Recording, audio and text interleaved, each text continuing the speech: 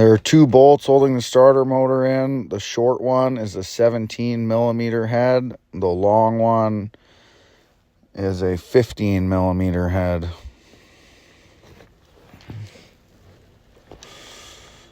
After the joy of removing the intake, it's very easily accessible.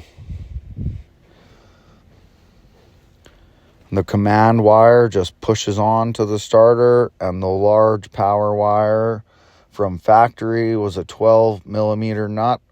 My new aftermarket starter is a 13 millimeter nut.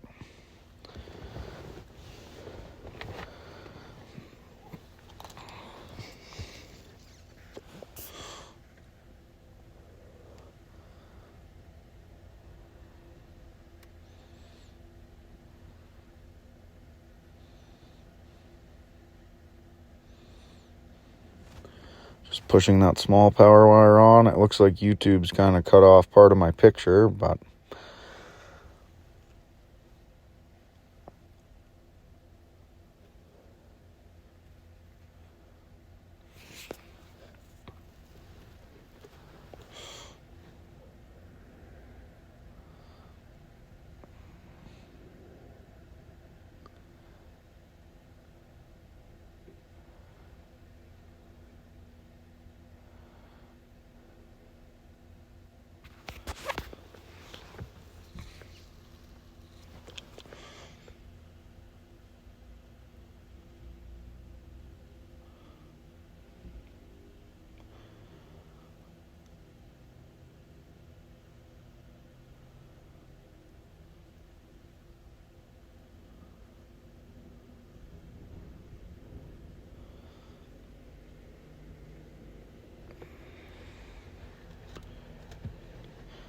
I put most of the video to 2 times speed in hopes of not wasting your time, but apparently we're wasting some time here anyway.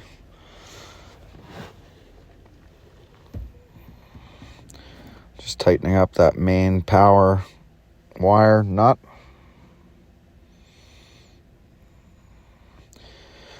To get that intake on is a little tricky. It slides out from the driver's side. There's a coolant hose in the way. You don't have to disconnect, but it is a good idea. On the right-hand side, below the throttle body there. It's tough to see. I have it off right now and shoved under one of the air hoses.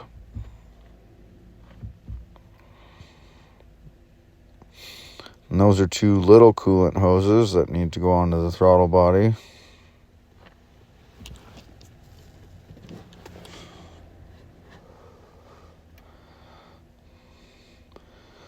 Looks like a disaster, but it's a relatively easy job.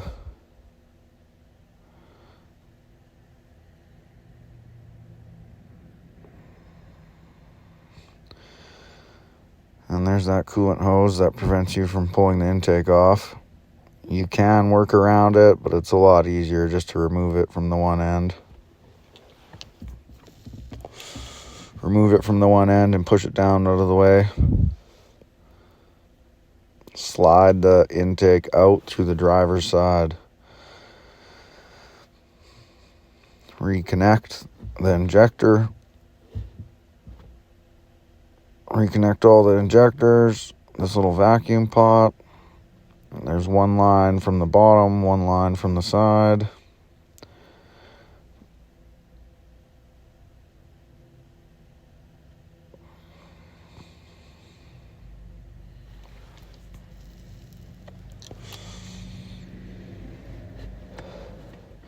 If you want torque specs, leave a comment in the comment section and I will get you the torque specs.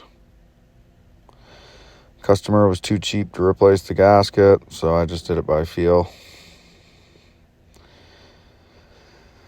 I did go back and tighten it after I ran it in with the drill, but I'm not going to show that in the video.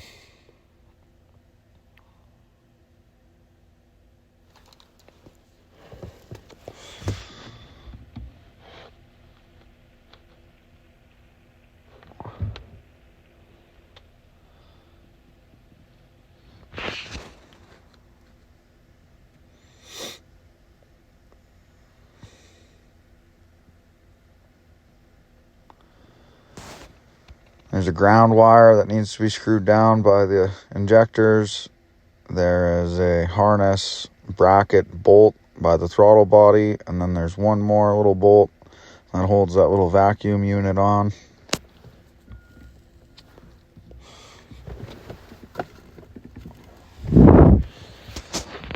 Drop in my screw. A little awkward while trying to hold the camera. Didn't bring my hat mount camera today, but I thought this would be a good vehicle to make a video.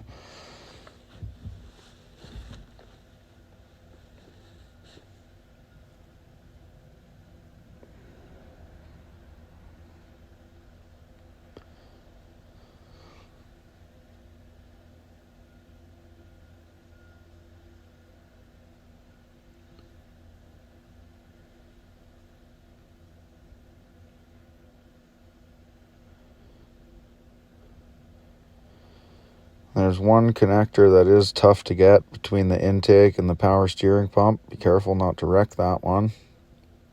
I'm sure I'll show a view of it shortly.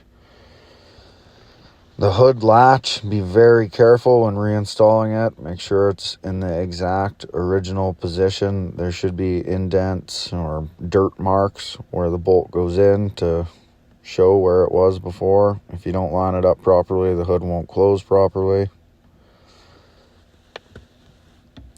There's 3 screws holding that guy on.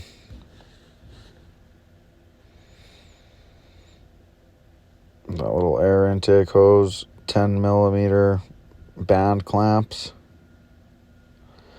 1 electrical connector, 1 vacuum hose, and then there's a couple of little tabs to tuck that wire in nicely. That one's kind of hard to see. I had to put the camera down for a quick sec.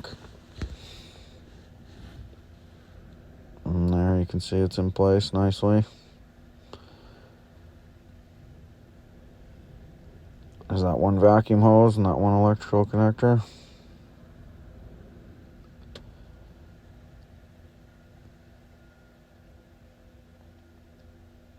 Got your battery hold down, 1 10 millimeter screw. You only have to take it off of the one side.